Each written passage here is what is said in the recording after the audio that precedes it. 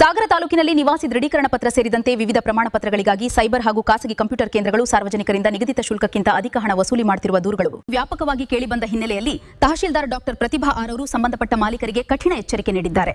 ಸರ್ಕಾರದ ನಿಯಮ ಮೀರಿ ಹಣ ಪಡೆದರೆ ಅಂತಹ ಕೇಂದ್ರಗಳ ಬ್ಲಾಕ್ ಲಿಸ್ಟ್ಗೆ ಸೇರಿಸಲಾಗುವುದು ಎಂದು ಎಚ್ಚರಿಸಿರುವ ಅವರು ಸಾರ್ವಜನಿಕರನ್ನ ತಪ್ಪು ದಾರಿಗೆಳೆದು ಹಣ ವಸೂಲಿ ಮಾಡುವ ಮಧ್ಯವರ್ತಿಗಳ ವಿರುದ್ಧವೂ ಮುಲಾಜಿಲ್ಲದೆ ಮೊಕದ್ದಮೆ ದಾಖಲಿಸುವುದಾಗಿ ಸ್ಪಷ್ಟಪಡಿಸಿದ್ದಾರೆ.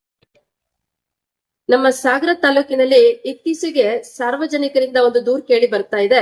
ಸಾಗರ ತಾಲೂಕಿನ ನಗರ ಮತ್ತೆ ಹಳ್ಳಿಯ ಭಾಗಗಳಲ್ಲಿ ಸೈಬರ್ ಸೆಂಟರ್ನವರು ಸಾರ್ವಜನಿಕರು ಹೋದಂತ ಸಂದರ್ಭದಲ್ಲಿ ಶಾಶ್ವತ ನಿವಾಸಿ ದೃಢೀಕರಣ ಪತ್ರ ಇರಬಹುದು ಅಥವಾ ಬೇರೆ ಬೇರೆ ಒಂದು ಪ್ರಮಾಣ ಪತ್ರಗಳನ್ನ ಸೈಬರ್ ನಲ್ಲಿ ದಾಖಲಿಸುವಂತಹ ಸಂದರ್ಭದಲ್ಲಿ ಸೈಬರ್ನವರು ನಿಗದಿತ ಶುಲ್ಕಕ್ಕಿಂತ ಹೆಚ್ಚು ಶುಲ್ಕವನ್ನ ತಗೊಳ್ತಾ ಇದ್ದಾರೆ ಅನ್ನುವ ಒಂದು ದೂರು ಕೇಳಿ ಬರ್ತಾ ಇದೆ.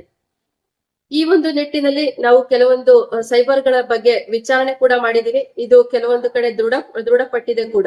ನಾನು ಸಾರ್ವಜನಿಕರಲ್ಲಿ ಕೇಳ್ಕೊಳ್ಳೋದೇನಂದ್ರೆ, ನಿಗದಿತ ಶುಲ್ಕ ಬಿಟ್ಟು ನೀವು ಖಂಡಿತ ಯಾವುದೇ ಹೆಚ್ಚಿನ ಶುಲ್ಕ ಕೊಡುವಂತಹ ಅವಶ್ಯಕತೆ ಇಲ್ಲ.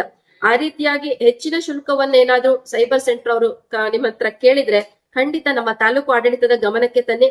ನಾವು ಅವರನ್ನ ತಪಾಸಣೆ ಮಾಡ್ತೀವಿ. ಆ ರೀತಿ ಹೆಚ್ಚು ಹಣ ತಗೊಂಡಿದ್ದು ದೃಢಪಟ್ರೆ ಅವರ ಒಂದು ಮಾನ್ಯತೆಯನ್ನ ರದ್ದುಪಡಿಸ್ತೀವಿ, ಅವರನ್ನ ಬ್ಲಾಕ್ ಲಿಸ್ಟಿಗೆ ಹಾಕ್ತಿವಿ.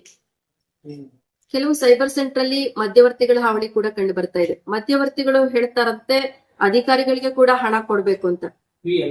ನೋಡಿ, ನಮ್ಮ ತಾಲೂಕು ಆಡಳಿತದ ಅಧಿಕಾರಿಗಳು ಯಾರು ಕೂಡ ಹಣ ತಗೊಳ್ಳೋದಿಲ್ಲ. ನೀವು ಯಾವುದೇ ಮಧ್ಯವರ್ತಿಗಳ ಮಾತಿಗೆ ಮರಳಾಗಬೇಡಿ.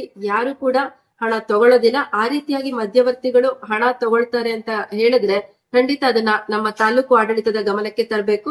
ಈ ಮಧ್ಯವರ್ತಿಗಳಿಗೆ ನಾನು ಎಚ್ಚರಿಕೆ ಕೊಡ್ತಾ ಇದ್ದೀನಿ. ಈ ರೀತಿಯ ಏನಾದ್ರೂ ನಮಗೆ ವಿಷಯಗಳು ಗಮನಕ್ಕೆ ಬಂದ್ರೆ ಖಂಡಿತ ನಾವು ಕಠಿಣ ಕಾನೂನು ಕ್ರಮ ತಗೊಂಡು ಅವರನ್ನ ಪೊಲೀಸ್ ಸ್ಟೇಷನ್ ಅಲ್ಲಿ ಕ್ರಮ ಮಾಡ್ಬೇಕಾಗತ್ತೆ.